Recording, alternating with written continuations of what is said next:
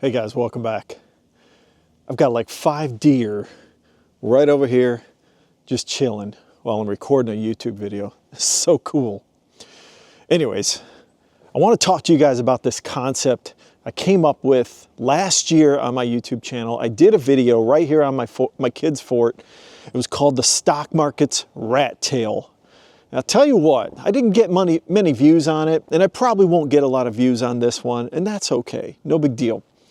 But for those who like to talk about the stock market and those who are interested in what the stock market's rat tail is, stay tuned, stick around, and we'll talk about it.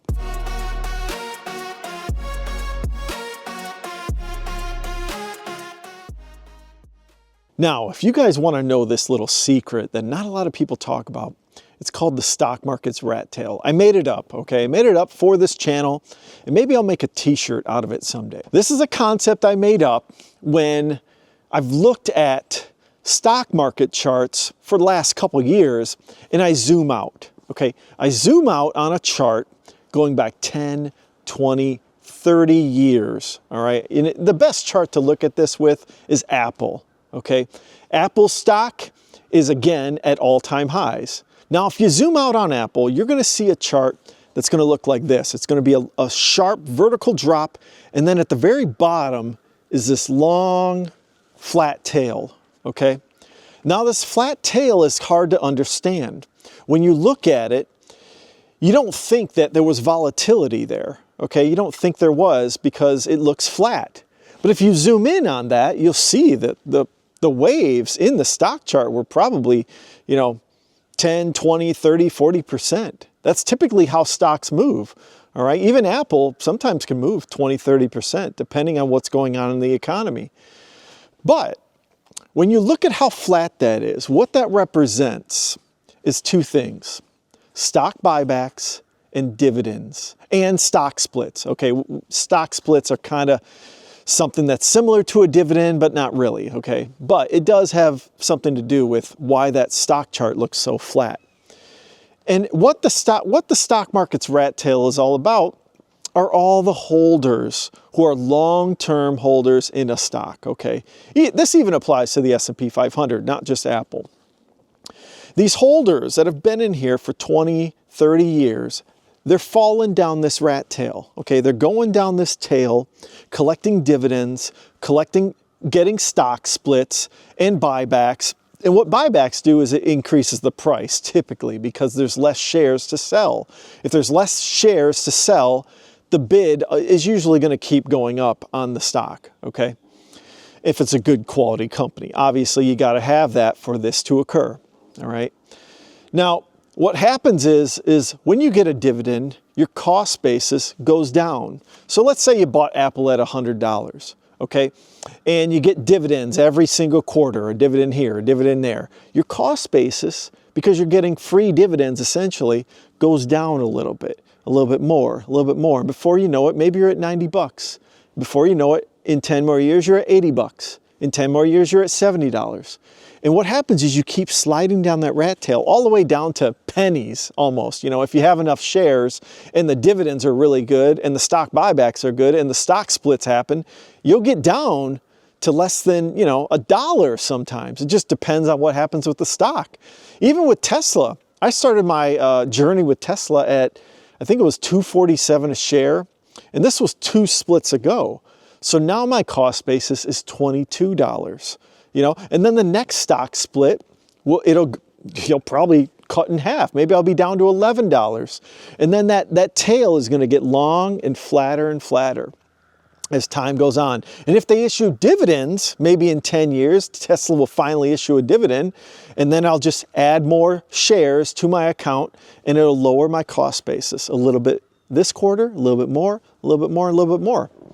And so when you zoom out of a stock chart, what you need to think about are all these people who are down in the rat tail. They're up 1,000%, 2,000%, 10,000%. This happens all the time in the stock market.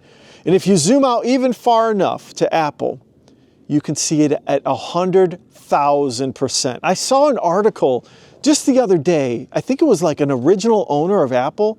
I forget his name. He owned 10% of Apple. I think this is true. I didn't really look into it much, but he owned 10% of Apple and he sold it for $800. You know how much that would be worth today? $800? $300 billion, guys. That's what that 100,000% type of gain is what I'm talking about. That guy was at the very bottom of the stock market's rat tail, except he sold out. He didn't take advantage or didn't have the conviction, like I've talked about on this channel, to stay and hold in a stock. He was worried about the debt of Apple back when Steve Jobs and Steve Wozniak were building the company up. They were probably taking out some debt here and there, and he didn't have the conviction in the company.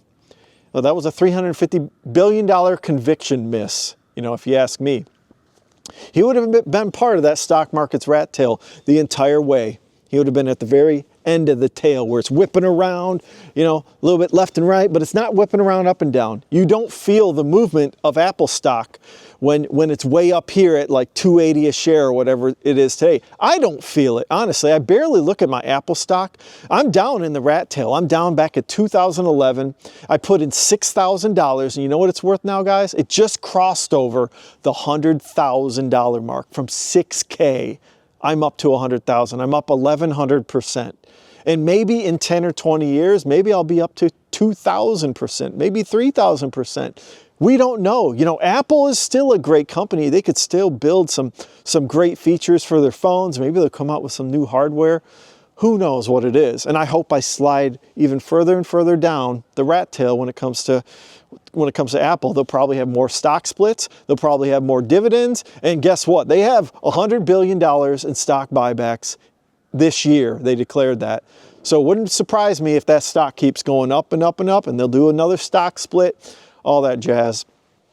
The whole point I'm trying to make with the stock market's rat tail, again, maybe I'll make a t-shirt or a sweatshirt for the merch shop, is that you want to be long and compound your money. That is what this game is all about. That's what America's all about, is compounding capital. I can't stress that enough.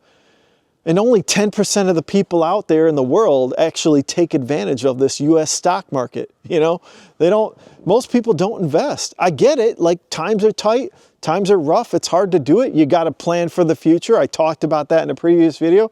You got to be disciplined with your spending. Don't spend more than you bring in. If you do that, you can actually accomplish your mission and get in the stock market and build some wealth in this world. Hopefully you guys enjoy this kind of message. I think that not enough people talk about this compounding of wealth. I mean, they do from time to time from a long perspective, but you know, when I look at a stock chart, that's exactly what I think about. Is I think about all these long-term holders, and I want to be there. I want to be there with Tesla. I'm going to be there with AMD. That's my next rat tail I'm going to join. I'm in at 77 a share, and it's up to 200 and something a share. And if it goes to 1,000, I'll probably be down to like 50 bucks, 40 bucks. I'll be in that rat tail, just the start of it, right? Where it's curling down. So anyways, hopefully you guys enjoyed the stock market's rat tail. Like and subscribe if you could. Take a look at my previous video, and everyone have a great day. Later.